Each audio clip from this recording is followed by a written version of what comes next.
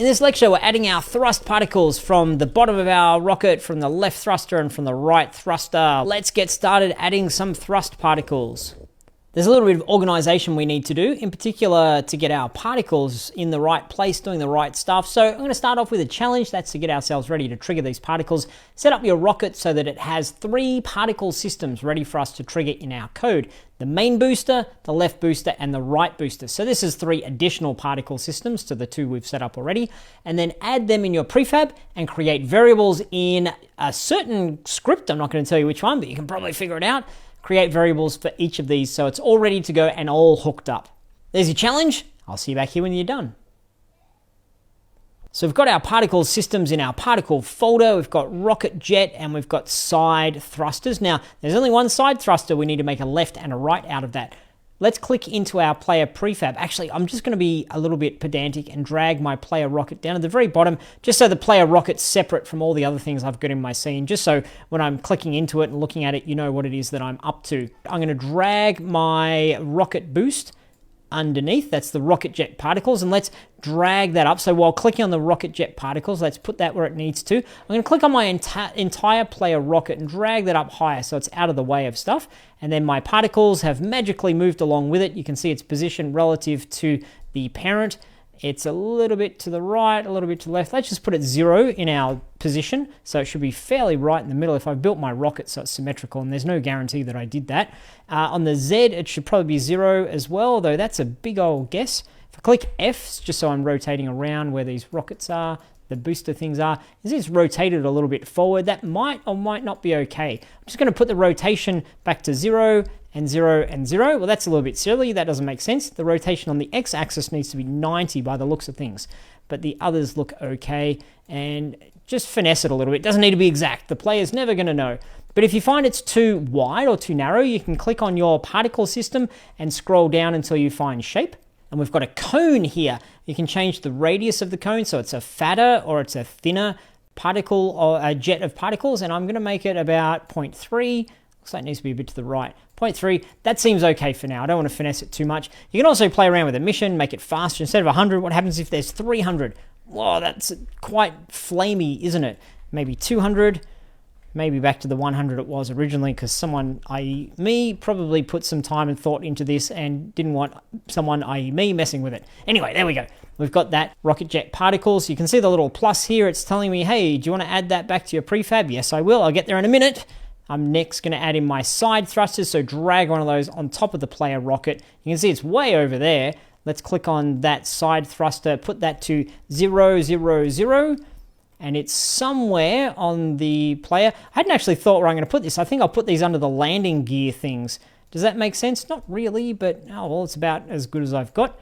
And you could put it somewhere else. You could have it scooting out of the side if you wanted to. It looks like the angle isn't quite right, is it? So let's find the rotation. I think this is going to be on the X. We'll just reduce the X a little bit so it's kind of in line with the shape of my rocket arm. Okay, so that's thruster to the right, and we'll rename this from side thruster to be, let's see, it's not happy with my screen scaling here. I'll make this right thruster particles, and then I'm going to Control D on that to duplicate it, and I'll rename that to left thruster particles.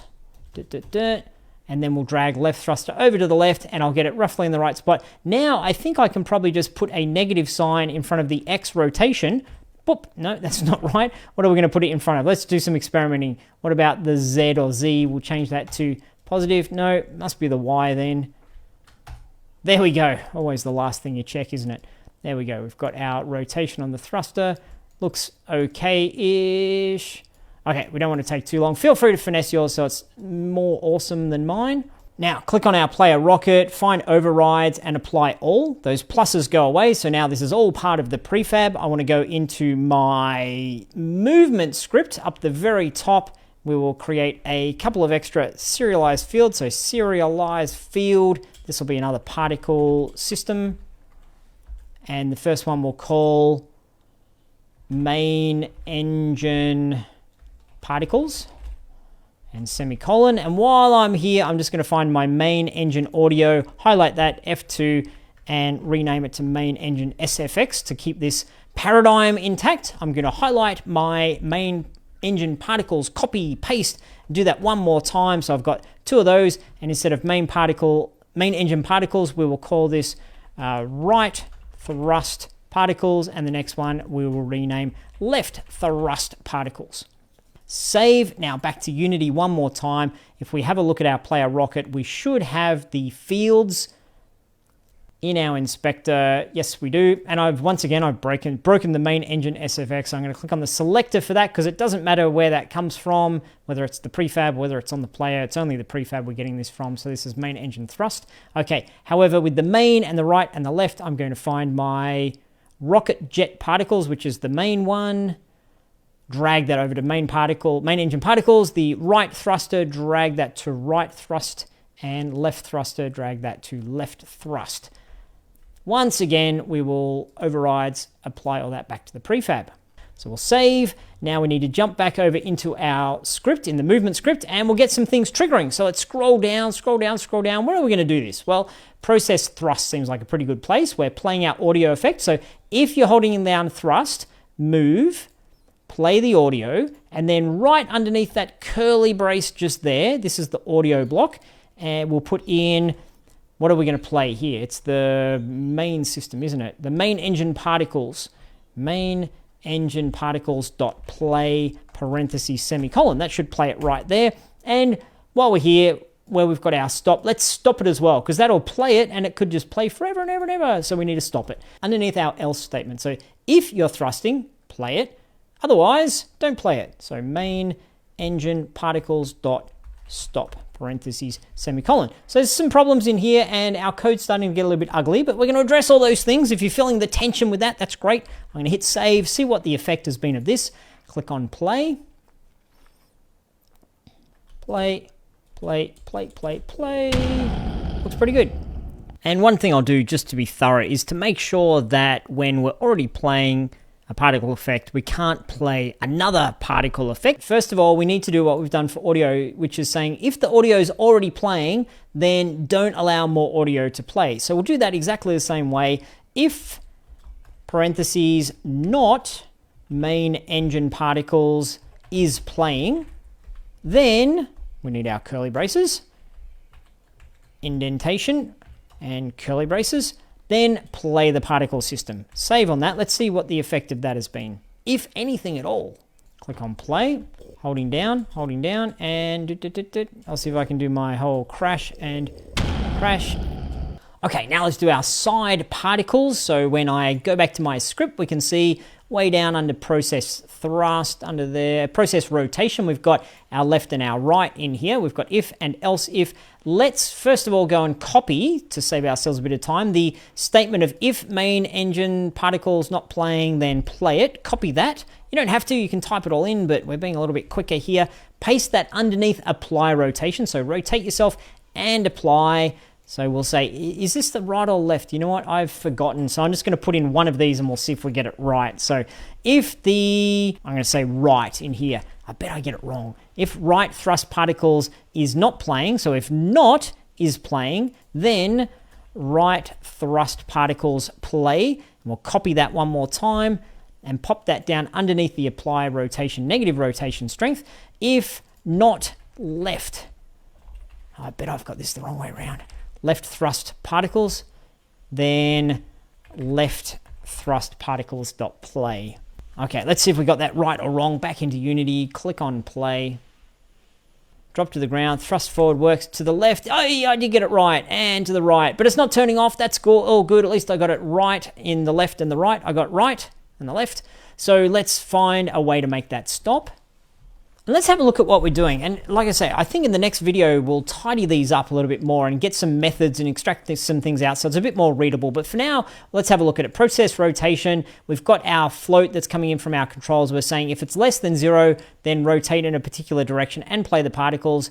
Else if, so in other words, if that's not the case, then if this is the case, do that, rotate in the other direction. We can also put in here a final statement, which is just an else. So saying, if you're doing that, otherwise, if you're doing that, and then in the end we can say, otherwise, turn it all off. So we need to find this curly brace that's right underneath our E, so else, and then we've got curly brace. Underneath that, we'll put in else, curly braces, right thrust particles dot stop, parentheses, semicolon, and left thrust particles dot stop, parentheses, semicolon. Let's save, see if that works in terms of stopping it. Click on play. Turn to the right, turn to the left, turn to the right, turn to the left. They stop, they thrust. Okay, so we've got a bit of a bug in here that doesn't happen very frequently, but if it's really annoying you, if it happens, if you push kind of right and left quickly, then both thrusters can be playing. I sort of nearly got it there then. That's because what we're doing in here with our code is the value, the rotate input less than or greater than 0. It's because this is a float, this rotation read value, and it's going to be a continuum, so it's not literally definitely less than 0, more than less than 0. It can be in this gray area depending upon what we're pushing. So for that reason, if it's annoying you and if you get this as a bug, you may or may not, then what could we do? And this is a little bit hacky, but sometimes in programming and in game development, you need to just get there and say, okay, let's solve it right now. There's other ways we could re-architect this whole thing, but just to add 2 lines in here to guarantee that if we're pushing right, we only get the right thruster, and if we're pushing left, we only get the left thruster. What can we do in here?